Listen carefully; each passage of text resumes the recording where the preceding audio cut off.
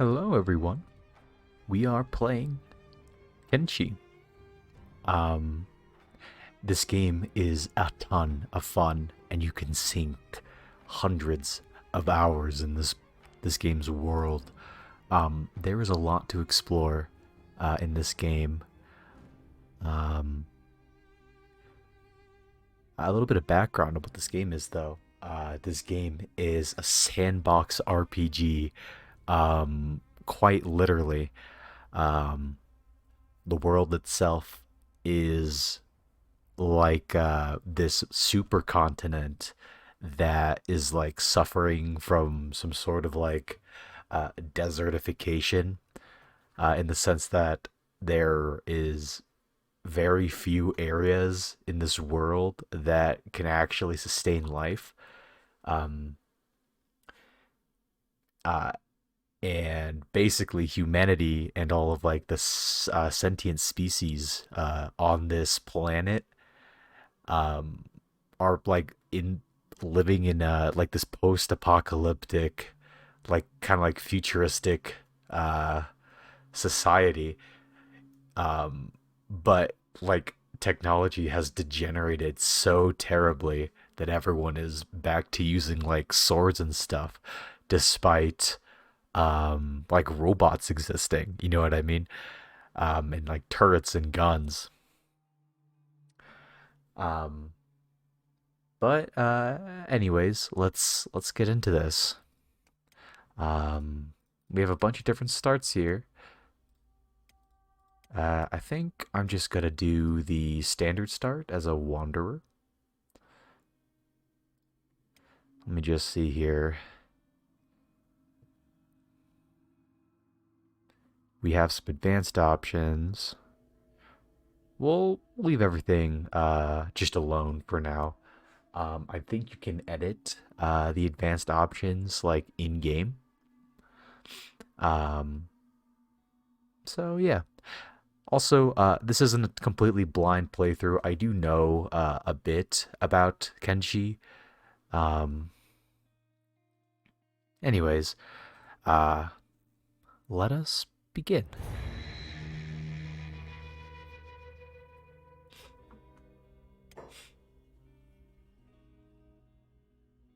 Yeah, these are the robots I was talking about.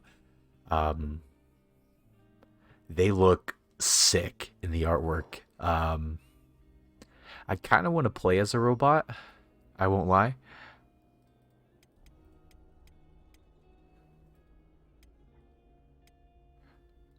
Okay, let's be a guy. So we have like the humans. We have the hive. So these guys, the hive are like, well, they're like a collective hive mind, and there's like a bunch of different like hive mind clans of these guys. Their hive mind like base is like a queen, is their queen, and I think there's like four of them. And then these are the robots. The skeletons are what they're called in game. These guys are sick. Oh. I didn't know that you could play as a no-hit skeleton, actually. They all have the same race description. I'm looking at the buffs right now. So skeletons are pretty tanky.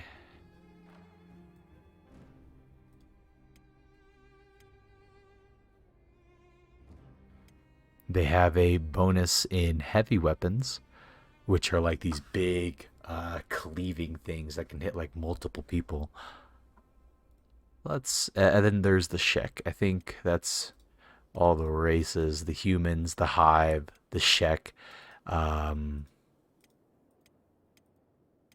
yeah, there's a couple other races I think in the world, but you can't play as them, and they're like Neanderthals kind of deal. The Shek are like what would you call them? Like honor bound, like like stalwart honor bound fighters. There's no sub race for these guys. This is just what they are: toughness, attack, and strength are the bonuses, and then everything else is just dumped. We're just gonna be normal people and play as Scorchlanders, or not Scorchlanders, as humans. Um, the cannibal race is kind of bad. I'm not gonna lie. Like 20% cooking, and that's pretty much it, and then minus 20% farming.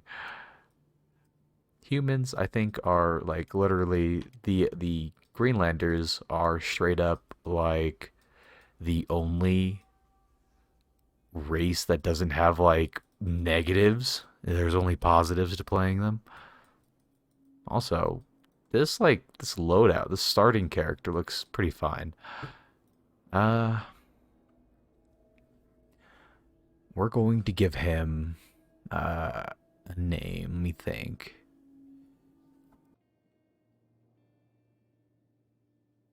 How about just Gregor? I think Gregor's a cool name. Gregor. Did I spell Gregor right? This is a big deal for me. Let me quickly check.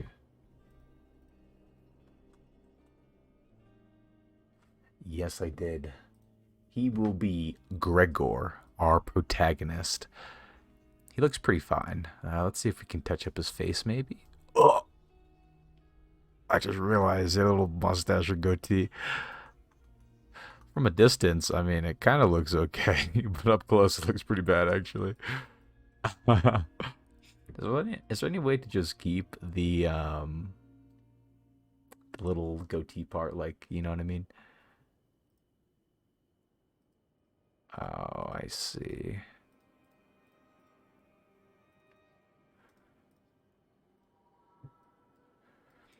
All right, whatever. We'll roll with that.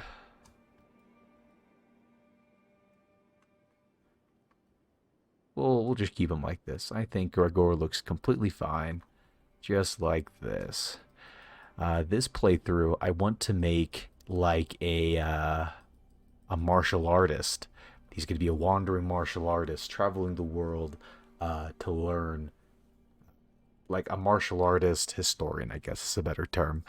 Um, Gregor will be traveling the world, putting himself to the test, only relying on his fists. Uh, that'll be a story. So we got to give him a cool idle stance that kind of gives off this impression of what he will become. Sloth squatting. Um, we can later on. It'll only cost 200, but we can go to like a what is it called? A plastic surgeon, and change our idle stands for like 200 cats. So we'll just stick with this. This will be Gregor. Here we are. Here is Gregor, our protagonist. Ooh, a little bit of lag.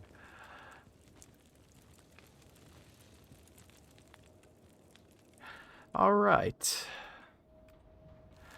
We are in the city that is referred to as the hub. Um, First things first, Gregor, having traveled all the way out here in the middle of nowhere, um,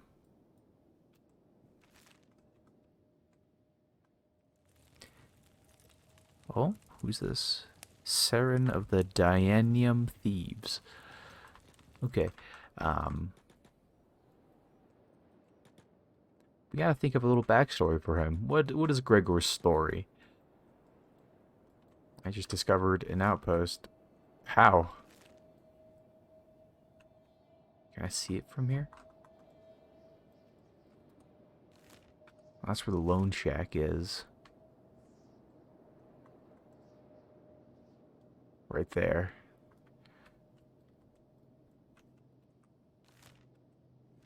The outpost is over here somewhere. Oh, there it is. There's the outpost. Okay, so right off the bat, we've already discovered two different locations, the Lone Shack and the outpost. We also know about the city over here referred to as Squin. Wrong direction, apparently. Squin is way out there in the distance. Um, that will be an interesting journey to find out what's going on with Squin. Gregor, with his knowledge of the world, he knows that that there are two factions that exist in this area. To the south, over here, is the the kingdom that exists of like the Shek people, these bone-like honor-bound warriors, and to his north uh, are a group of uh, the religious empire referred to as the Holy Nation, whose god is Okran himself. We'll say Gregor came from the Holy Nation. He migrated south here in the borderlands, or in the border zone, to make a name for himself and not have to practice the religious teachings of Okran, um, and everything the Holy Nation kind of stands for, religiously speaking. Gregor wants to learn about the world. He knows that, or he believes that the best way to progress um, as a society is is to learn about uh, the predecessors of the world, the ancients, the people that existed before us.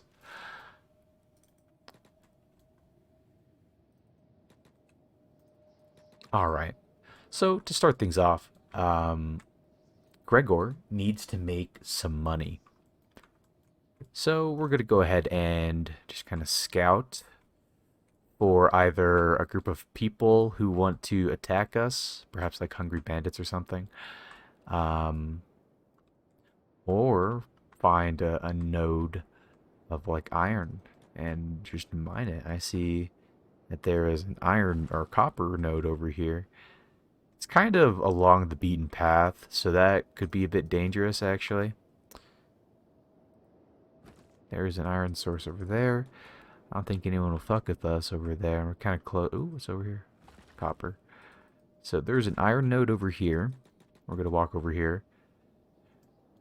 To start off our new life on our own without the help of our local church to feed us, Gregor needs, or to feed him, Gregor needs to become self dependent. He needs to figure out a way to give back to the hub and make ends meet every day. It's already 12:30. Gregor needs to make money. And what better way to make money than to just sell iron right here?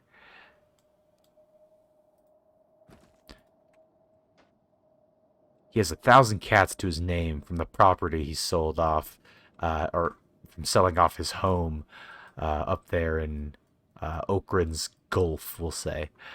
Um, and now he needs to kind of work on himself. He needs to produce more money. Well, he definitely can afford food. He's not necessarily hungry. Uh, so, as he sits here, mining away, we're going to leave him to it for a bit and continue kind of just watching this beaten path right here in particular, because that's really where the enemies would be. Actually, can we sneak? Can we sneak while mining? Oh, we can. That's nifty. We're going to speed this up. Like Gregor, just mine. And, just chill.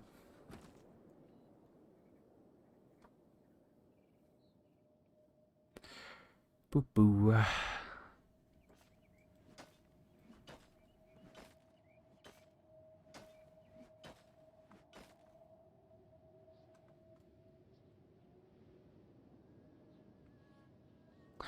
Okay. We see people off in the distance.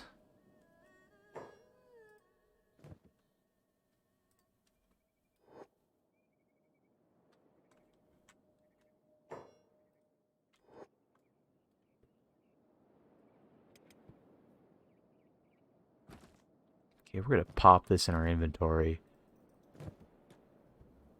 And just run over here so I can get a better look at what's going on down here. Gregor, off in the distance, hears sounds of combat. He doesn't know exactly what's going on or the context of the combat or of the skirmish or the melee, I guess. He sees that a bunch of people, all looking to be a little more bony. I could talk to one of them. Uh, look to be malnourished, are in the midst of a melee. Gregor could come down there, try to perhaps gather some of the resources that they have on them. But just judging from their appearance and the fact that they are malnourished, they probably don't have anything that'll really be of use. Oh my god. Wait, who won? It was a slaughter. Hungry Bandits fought the escaped servants, it looks like. They definitely came out on top. You can see one of the Hungry Bandits crawling, completely crippled, unable to use his left leg. We're just going to watch them for a bit. And go back to mining. There's no reason to rob people who are already at rock bottom. That's not right. That's not the way of progress.